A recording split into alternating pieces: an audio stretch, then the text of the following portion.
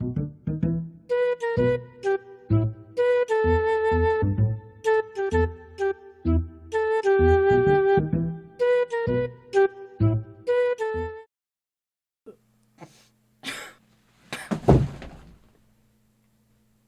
année et bonne santé, pas des pieds. C'est bien ou pas?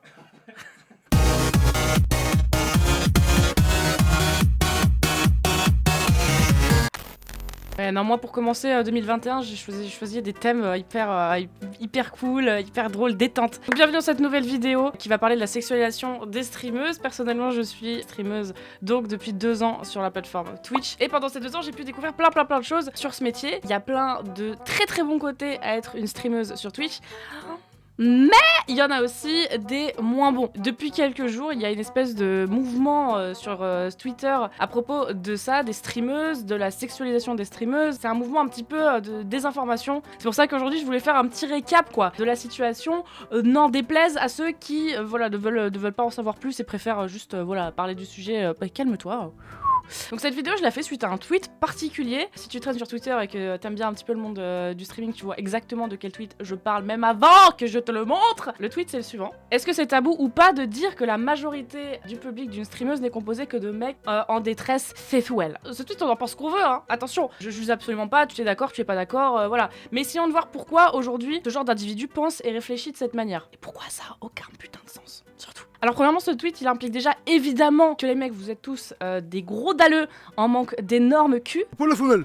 Ne me remerciez pas, remerciez le mec qui a fait le tweet, hein. Et les meufs, on est toutes des Bon, jusque là, il y a rien de vraiment bien original. Je suis pas du tout bien cadré en fait. C'est super. Donc pour l'instant, rien de bien original. Là où ça devient intéressant, c'est quand on voit la continuité du tweet. Pour finir avec cette histoire de streameuse, les mecs qui regardent avec intérêt les streameuses sans les sexualiser, c'est comme l'amitié homme-femme. Dans la majorité des cas, ça n'existe pas. Alors perso, le fait que cette personne affiche publiquement sa traversée du désert et le fait qu'il ne peut pas s'empêcher de bander sur chaque femme qu'il voit. D'ailleurs, j'espère que ta sœur et ta mère vont bien. Moi, ça au pire, je m'en fous, tu vois. Ça, c'est un petit peu un sujet entre lui et son psy. C'est pas vraiment notre problème, hein. Ça, c'est... Là où ça pique un petit peu quand même, c'est quand, lorsqu'une streameuse, Nao, répond à ton tweet en disant que est-ce que tu décrédibiliserais pas un petit peu le métier de streameuse? Un petit peu quand même. Ah, tout petit peu. Ça, c'est sûr. Tu rétorques en fait que sa parole ne vaut rien puisque cet énorme chouin a posté une photo d'elle à poil sur Instagram.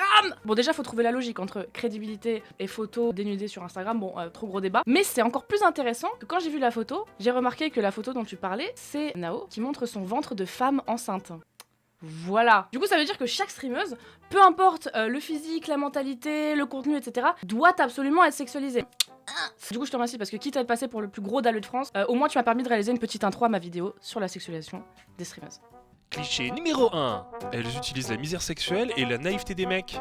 Alors cette remarque elle est assez intéressante parce que une personne en soi-disant misère sexuelle décide par lui-même d'aller sur le site qu'il souhaite. Hein, c'est pas son chibre là qui va taper à sa place. C'est-à-dire que vraiment c'est la conscience, c'est toi qui choisis d'y aller tout seul. C'est une décision donc personnelle. Pourquoi ne reprochons-nous pas à ces utilisateurs d'utiliser les lives des streameuses comme énorme vide couille? Si on est concerné par l'exploitation vraiment réelle des viewers en détresse sexuelle, faudrait déjà étudier comment beaucoup de streamers et de youtubeurs manipulent leur audience adolescente et parfois même enfant, idéologiquement et économiquement. Il fait reposer sa tunasse et sa célébrité par justement l'attention ou l'argent de ses abonnés. Ça s'appelle en fait l'influence. Tout ce que t'ailles sur un live, sur un site de cul, sur YouTube, c'est ta décision. C'est toi qui décides d'y aller, tu y vas ou tu y vas pas.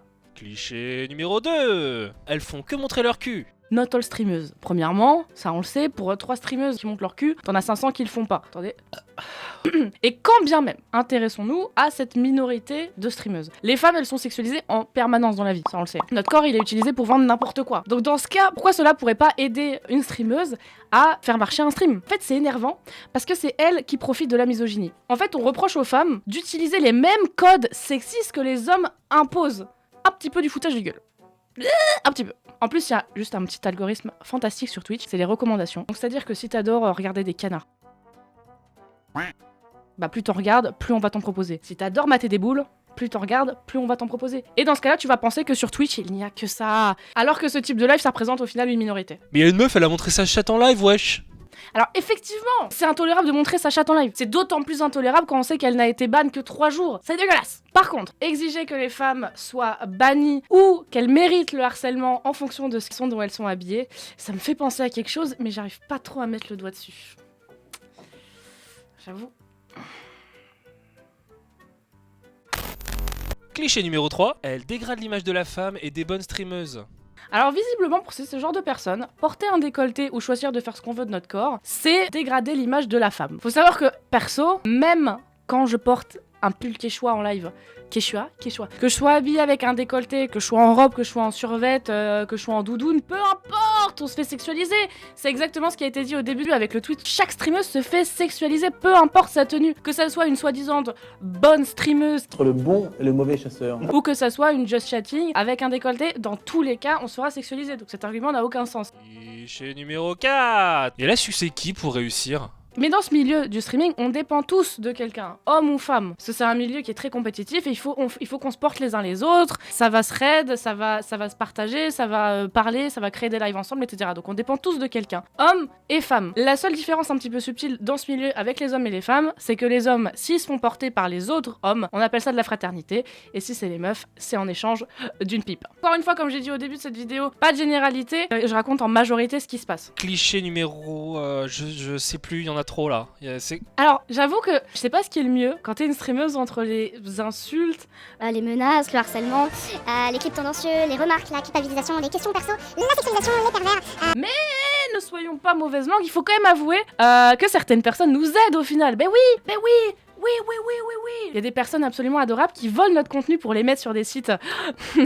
En plus de nous voler nos VOD, nos clips, nos photos et notre estime de soi.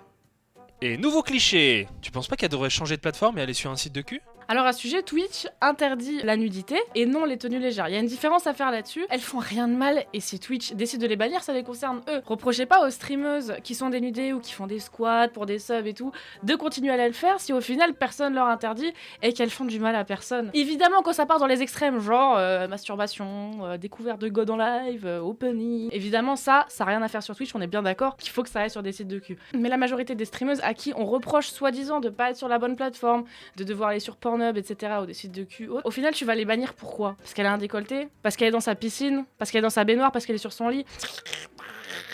Non.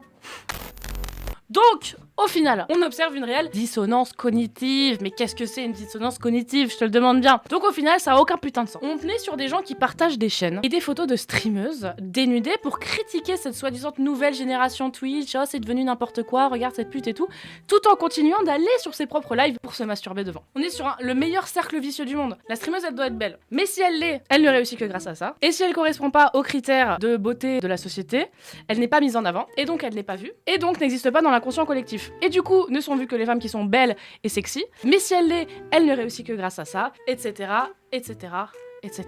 C'est donc ce cercle vicieux qui fait que les femmes ne peuvent pas réussir sur Twitch si on continue de partir du principe qu'elles sont et qu'elles doivent être sexualisées. Donc ça n'a aucun putain de sens. Vous ragez parce qu'une femme est une femme. CQFD. CQFD, putain, mais je suis vraiment...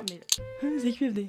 CQFD, c'est fantastique, j'ai vraiment 48 ans. Bon, merci d'avoir regardé cette vidéo jusque-là. Je tiens juste à dire que je veux pas énerver, je cherche pas à foutre la merde ni rien du tout. J'en avais juste marre en tant que streameuse de voir des potes streameuses également qui se font décrédibiliser sur Twitter, qui se font insulter, qui se font harceler. J'en avais juste un petit peu ras la chatte, du coup je voulais parler de ça, mais je veux surtout pas foutre la merde. Sachez que l'amour vaincra toujours. J'espère juste que cette vidéo a un petit peu éclairci la pensée de certains. Plein d'amour sur vous. Merci d'avoir regardé cette vidéo et bonne année tout le monde. Ciao!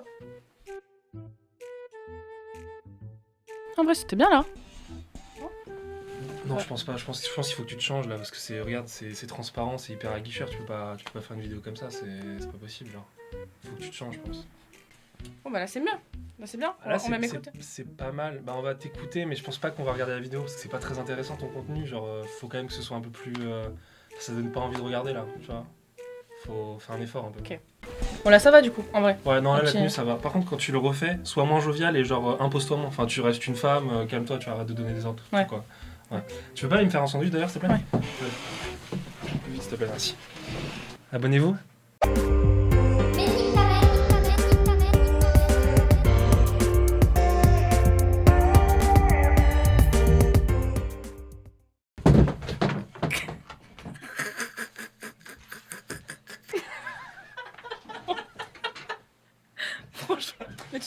qu'il n'y a pas vraiment de bonnes vidéos.